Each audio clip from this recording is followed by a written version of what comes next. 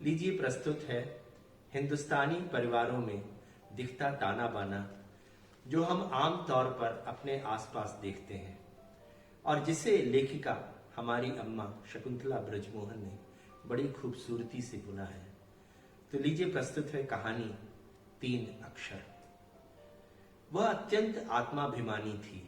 बचपन से उसने अपनी माँ की एक बात गांठ बांध ली थी। वह कहती थी, बेटी, अपने आत्माभिमान की हमेशा रक्षा करना, उसे अपनी जिंदगी में सर्वोच्च स्थान देना। अपनी माँ के समस्त गुण उसने विरासत में पाए थे। संगीत, नृत्य, सिलाई तथा गृहस्थी के कार्यों में वह किसी से भी होड़ लेने में समर्थ थी। स्वभाव से शांत होने के कारण उसके मुख पर एक दिव्य आभा थी जो बरबस लोगों को आकर्षित कर लेती थी। माता की आंखों की वह पुतली थी। कॉलेज जाने से पहले वह उनके अधिकांश काम निपटा देती थी। सुंदरता में वह बेजोड़ थी। उसके मुख पर एक लुभावनी छवि थी जो पहली ही भेंट में सबको मुग्ध कर लेती थी। अपनी इस सुयोग्य पुत्री के लिए माता पिता ने योग्य वर भी ढूंढ लिया था। बेटी को अपने पैरों पर खड़ा करने के बाद ही वे विवाह करना चाहते थे। वर पक्ष के लोग भी सहमत हो गए थे। कॉलेज में प्रोफेसरों की वह प्रिय शिष्या थी। संगीत शिक्षिका तो उसके संगीत पर लट्टू थी। वह कहती थी, कुसुम, तुम अपनी मधुर आवाज से सभी का मन जीत लोगी। तुम्हारा अहित तो कोई कर ही नहीं सकता। तुम्हारी माता ने तुम्हारा नाम बहुत सोच समझ कर रखा है। तुम तो फूलों के समान हो जो खिल खिल कर दूसरों को सुख पहुंचाते हो। कुसुम धर्म भीरु थी। वह किसी की आत्मा को कष्ट नहीं पहुंचाती थी। अगर कोई कटु वचन बोलता भी था तो वह कभी उत्तर नहीं देती थी, पर उसकी आंखों में करुणा मिश्रित विषाद की छाया झलक जाती थी। कभी कभी वह अपने पिता से एक ही सवाल करती थी, पापा, मैं तो किसी को भी दुख नहीं देती, फिर भी लोग मुझे कभी कभी कटु वचन क्यों बोलते हैं? उसके पापा उत्तर देते, बेटी कुसुम, इन कटु वचनों को सुनकर तुम्हें खुश होना चाहिए। मनुष्य उसी को कटुवचन बोलता है जिसके गुणों से उसे द्वेष होता है। तुम्हारे गुणों को जो मनुष्य समझता है वही तुमसे द्वेष करता है, क्योंकि तुम उस मनुष्य से हर प्रकार से श्रेष्ठ हो। यह वह बर्दाश्त नहीं कर पाता। अपने को हीन समझने वाला व्यक्ति ही कटुवचन बोलकर अपने हृदय की भड़ास निकालता है। तुम बहुत भाग्यवान हो, तभी तो तुम्हें देखकर लोग ईर्ष्या करते हैं। जब भी तुम किसी की आंखों में ईर्ष्या का भाव देखो तो तुम अपने को उससे उच्च समझकर प्रसन्न हो जाओ। अपने पापा की सार गर्भित बातें सुनकर कुसुम का मुरझाया हुआ हृदय खिल उठता था।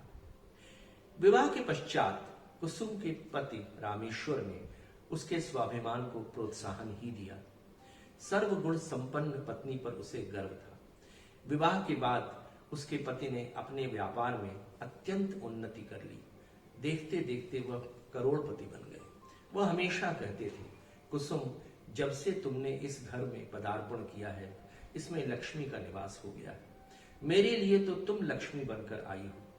कुसुम हंसकर कहती, इतना मस्का लगा रहे हो, जरूर कोई बात है। वह मुस्कुराकर उत्तर देते, यह मस्का नहीं, अंतःकरण की आवाज है। इस प्रकार उनके दिन आनंद से कट रहे थे। कुसुम के 2 पुत्र हुए। दोनों ने ही माता और पिता के गुण संयुक्त रूप से पाए थे। माता पिता के प्रति उनमें असीम प्यार तथा श्रद्धा थी। पढ़ने में दोनों ही कुशाग्र थे। शाम वह मां के संग टेनिस तथा बैडमिंटन खेलते थे। उन्हें बाहर जाकर समवयस्क युवकों की अपेक्षा मां का सामीप्य अधिक पसंद था। जब बच्चे इस योग्य हो गए कि पिता का व्यापार देख सके तो रामेश्वर ने उन्हें व्यापार का अधिकांश काम सौंप दिया। दोनों उसे सुचारू रूप से चला रहे थे। व्यापार के सिलसिले में रामेश्वर व कुसुम को अमेरिका जाना पड़ा। वहां उनकी भेंट एक धन कुबेर अमेरिकन दंपत्ति से हुई, जिन्हें हिंदुस्तान तथा हिंदुस्तानियों पर असीम श्रद्धा थी। वह कुसुम तथा रामेश्वर से अत्यंत प्रभावित हुए। उन्होंने कुसुम को अपनी बहन बना लिया। हिंदुस्तान लौटने पर कुसुम ने अपने पुत्रों से उन अमेरिकन दंपत्ति की चर्चा की। उन दोनों को आश्चर्य के साथ ही प्रसन्नता भी हुई कि संसार में ऐसे लोग भी हैं जो हिंदुस्तानियों को आदर तथा प्यार की दृष्टि से देखते हैं। देखते ही देखते दोनों ही बच्चों का विवाह उच्च कोटि की पढ़ी लिखी लड़कियों से हो गया। घर में बाहर आ गई। कुसुम अपनी बहनों से अत्यंत स्नेह करने लगी। उनका यह सुखद संसार दुनिया वालों को खटकने लगा। उन्होंने बहुओं के कान भरने शुरू कर दिए। अगर कभी कोई स्त्री कुसुम के गुणों की चर्चा करने लगती तो बहुओं के कलेजे पर सांप लूट जाता। वह बात बात पर खुचर निकालने लगी। कुसुम बेचारी सभी को प्रसन्न रखने की भरसक कोशिश करती, पर बहुओं का मुंह टेढ़ा ही रहता। कुसुम दोनों बहुओं की तारीफ करते आघाती नहीं थी, पर वे उससे चिढ़ी चिढ़ी रहती थी।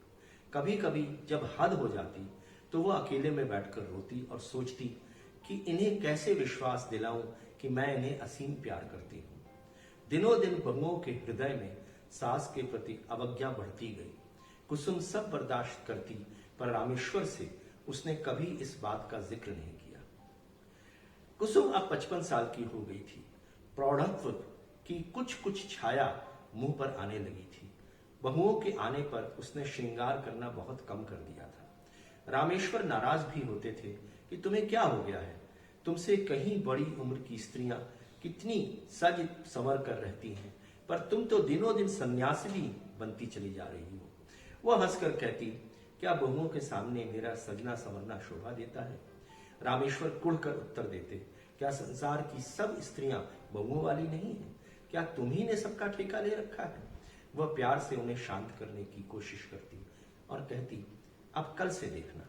दूसरे दिन से वह जैसे ही तैयार होकर निकलती, बहुएं आंखों ही आंखों में खिल्ली उड़ाती।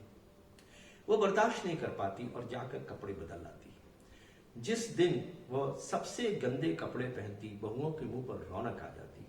रामेश्वर ने कुसुम को बहुत समझाया कि तुम सभी को खुश नहीं कर सकती। जितना झुकोगी तुम्हें उतना ही झुकाया जाएगा।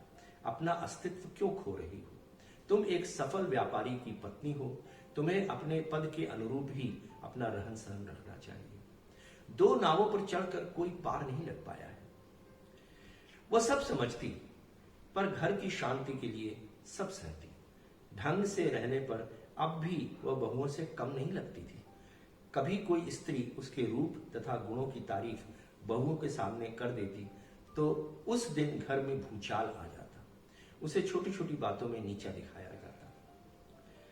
घर में नौकरों की पलटन थी, पर घर के अधिकांश कार्य उसी से करवाए जाते। वह सभी कार्य प्रसन्नता पूर्वक करती।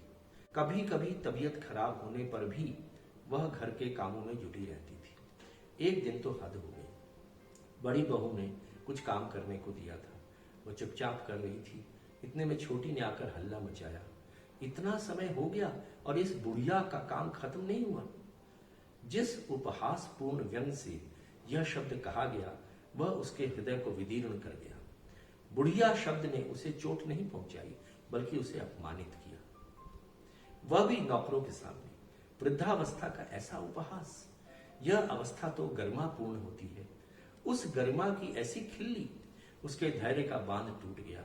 आज पहली बार उसे अपने पति रामेश्वर की चेतावनी याद आई, कुसुम, इतना नीचे मत गिरो कि तुम्हारा अस्तित्व ही खो जाए। उसे अपने दब्बूपन पर आज अत्यंत क्रोध आया। उसे किस बात की कमी है? करोड़ों की स्वामिनी होते हुए भी वह इस घर में इतना अनादर झेल रही है। दूसरों को प्रसन्न करने के लिए उसे अपने आत्माभिमान की बलि देनी पड़ी। जिस आत्माभिमान को उसने वर्षों तक संजो कर रखा था, उसकी आहुति कब हो गई उसका उसको पता ही न चला। वर्षों बाद आज उसकी आंखें खुली। अपनी लुटी पूंजी देखकर उसका हृदय रो उठा। अपने पापा के शब्द उसे याद आए, तुमसे ईर्ष्या वही करेगा जो तुमसे श्रेष्ठ नहीं होगा। पर उसे निभाने में उसे कितना कुछ खोना पड़ा, यह तो उसका हृदय ही जानता था। उसके मुंह पर एक दृढ़ संकल्प की रेखा खिंच गई। वह अपने पति रामेश्वर के पास आई। उन्होंने वर्षों बाद उसके मुंह पर ऐसा विश्वास देखा जो पहले नहीं देखा था। कुसुम ने आज पहली बार उन्हें घर की स्थिति तथा अपनी अवस्था से अवगत कराया और यह सुझाव दिया कि हमें थोड़े दिन के लिए अपनी मित्र मार्था तथा मार्टिन के पास अमेरिका जाना चाहिए। वहां उनसे मिलकर निश्चय करेंगे कि क्या करना उचित होगा। बेटों से उन्होंने केवल इतना कहा कि व्यापार के सिलसिले में वे दोनों कुछ दिन के लिए अमेरिका जा रहे हैं, शायद लौटने में देर हो जाए। बहुओं के कलेजे पर सांप लूट गया।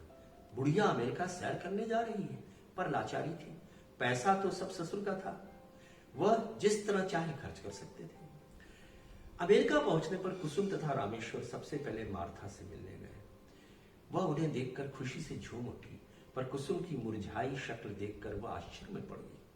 उसने पहले तो उनका होटल से सामान मंगवाया, फिर खाना खाने के बाद रात्रि में जब सब इकट्ठे बैठे तब मार्था ने कुसुम से उसका हालचाल पूछा। कुसुम ने उसे घर में हुई सभी घटनाओं की जानकारी दी और कहा, मार्था, तुम मुझे इतना छोटा मत समझना, पर उन उपहासपूर्ण नेत्रों को मैं भूल नहीं पाती। उन दोनों को प्रसन्न करने के लिए मैंने क्या कुछ नहीं सहा, पर मेरे सभी त्याग निष्फल हो गए। वृद्धावस्था तो सभी को आती है, उसे तो हम हिंदुस्तानी आदर से देखते हैं, पर मेरे घर में उसका उपहास उड़ाया जाता है। मैंने दोनों बहुओं को प्रसन्न करने के लिए क्लब जाना छोड़ा, अच्छे कपड़े पहनना छोड़ा, बनना संवरना छोड़ा, जबकि रामेश्वर ने मुझे बहुत समझाया। उन दोनों को खुश देखने के लिए मैंने अपने पति रामेश्वर का दिल दुखाया। शायद मैं इसी की सजा भुगत रही हूं। यह कहकर वह फपक पड़ी। मार्था ने प्यार से उसके दोनों हाथ पकड़कर कहा, इतनी सी बात को लेकर तुम इतनी दुखी हो? संसार में सभी समस्याओं का समाधान है। कल से ही तुम्हारा कार्य शुरू हो जाएगा। तुम 1 साल बाद ही हिंदुस्तान वापस जाओगी। कुसुम तथा रामेश्वर आश्चर्य से मार्था का मुंह निहारने लगे। वह बोली, प्रिय कुसुम तथा रामेश्वर, मेरे पास अथाह पैसा है। उसे खर्च करने की चिंता मुझे सता रही थी। मेरे कोई बच्चा भी नहीं है। इन पैसों का सदुपयोग हो, यही मेरी समस्या थी। आज वह हल हो गई है। कल से तुम दोनों की प्लास्टिक सर्जरी शुरू हो जाएगी कुसुम। उसके बाद तुम अपनी बहुओं से कम सुंदर नहीं लगोगी। कुसुम बीच में ही बात काटकर बोली, क्या ये शोभा देगा? मार्था ने उत्तर दिया, कुसुम, समय तथा परिस्थितियों के संग चलना ही अक्लमंद आदमी का काम है। दुनिया तो तुम्हें कभी चैन से बैठने नहीं देगी। तुम सभी को खुश भी नहीं कर सकती। अगर बिना किसी को दुख पहुंचाए तुम अपना सुख बटोर सकती हो तो क्यों न बटोरो। रामेश्वर ने मार्था से कहा, यही बात तो मैं कुसुम से कहा करता था, पर कुसुम तो खुशियां लुटाते लुटाते स्वयं रीति हो गई है। अब तो तुम ही इसकी रीति झोली खुशियों से भर सकती हो। कुसुम तथा रामेश्वर की प्लास्टिक सर्जरी बहुत सफल रही। पति पत्नी दोनों ही एक दूसरे की शक्ल देखकर मुस्कुरा उठे। मार्था ने कुसुम को गले लगाकर कहा, कुसुम, अगर मैं पुरुष होती तो इसी समय तुम्हें उड़ा ले जाती। तुम कितनी सुंदर लग रही हो। इस समय मुझे अपने स्त्री होने का दुख हो रहा है। आहा, ये लज्जा से आरक्त तुम्हारे नयन अत्यंत लुभावने लग रहे हैं। जो भी तुम्हें देखेगा वह इन झील जैसी आंखों में डूब जाएगा। रामेश्वर हंसकर बोला, मार्था, कुछ तो मेरे बारे में भी कहो। मुझे नहीं उड़ाओगी? मैं तो पुरुष हूं। मार्था लज्जा से सिर झुकाकर बोली, आप तो मेरे बड़े भाई हैं। आप ऐसी बात करके मुझे चिढ़ाएंगे तो मैं रूठ जाऊंगी। मार्था ने कुसुम के बाल यू शेप के कटवा दिए। कुसुम की सबसे सुंदर साड़ी निकलवा कर उसे पहनाई। फिर अपनी तरफ से एक बहुमूल्य हीरे की अंगूठी रामेश्वर के हाथों में देकर कहा, भैया, आज आप दोनों का नया जन्म हुआ है। आज अपनी शादी का दिन समझकर कुसुम को यह अंगूठी पहना दो। और कुसुम, तुम्हारे भैया भी अंगूठी लेकर खड़े हैं, तुम उनसे लेकर रामेश्वर को पहनाओ। दोनों ने एक दूसरे को अंगूठी पहनाकर कृतज्ञता से दोनों की तरफ देखा। दोनों को शयनागार में भेजकर मार्था तथा मार्टिन खिलखिलाकर हंस पड़े। रात रामेश्वर ने कुसुम से कहा, कुसुम, अब हम अपनी नई जिंदगी नए बंगले से शुरू करेंगे। आज ही मैं सिविल लाइन में एक बंगला खरीद कर सजाने के लिए अपने सेक्रेटरी को लिख देता हूं। कुसुम ने कहा, बच्चे क्या सोचेंगे? रामेश्वर ने कहा, कुसुम, उन्हें उनकी जिंदगी जीने का हक है और हमें अपनी। तुमने बहुत मानसिक क्लेश सहे हैं। अब मैं तुम्हें सभी सुख देने की कोशिश करूंगा। एयरपोर्ट पर मार्था के गले लगकर कुसुम की आंखें छलछला उठी। मार्था ने कहा, कुसुम, 6 महीने बाद मैं तुमसे मिलने हिंदुस्तान पहुंच रही हूं। मैं तुम्हें इससे भी ज्यादा तरोताजा देखना चाहती हूं। धूप का चश्मा लगाए, यू शेप के बाल कटवाए, मेकअप से अपने को संवारे जब कुसुम हवाई जहाज से उतरकर आई तो बहुएं तथा दोनों बेटे उन्हें पहचान ही न पाए, और जब पहचाना तो आश्चर्य से उनकी आंखें फटी की फटी रह गई। बबुओं की आंखों में ईर्ष्या से प्रज्वलित जो भाव कुसुम ने देखा, उसे देखकर उसे अनिर्वचनीय सुख की अनुभूति हुई। उसने अपने पापा की उक्ति को याद किया, तुम बड़ी भाग्यशालिनी हो जो तुम्हें लोग ईर्ष्या से देखते हैं। कुछ तो तुम में उनसे बढ़कर है जो वो सहन नहीं कर पाते। वह उपहास जनिक दृष्टि जो वर्षों से कुसुम को बेंध रही थी, उसका स्थान ईर्ष्या से प्रज्वलित दो जोड़ी आंखों ने ले लिया। उन ईर्ष्या जनिक आंखों को देखकर कुसुम के नेत्रों में परम संतोष की एक स्मित रेखा खिंच गई। वर्षों बाद उसे अपनी श्रेष्ठता का भान हुआ। केवल 3 अक्षरों की चोट ने उसकी जीवन धारा ही बदल कर रख दी थी। वे अक्षर थे बुढ़िया। तो देखा आपने इन 3 अक्षरों का प्रभाव। आशा है कहानी आपको पसंद आई होगी। अब कृष्ण मोहन को इजाजत दीजिए। बहुत शीघ्र एक नई कहानी के साथ आपके सम्मुख उपस्थित होऊंगा। धन्यवाद।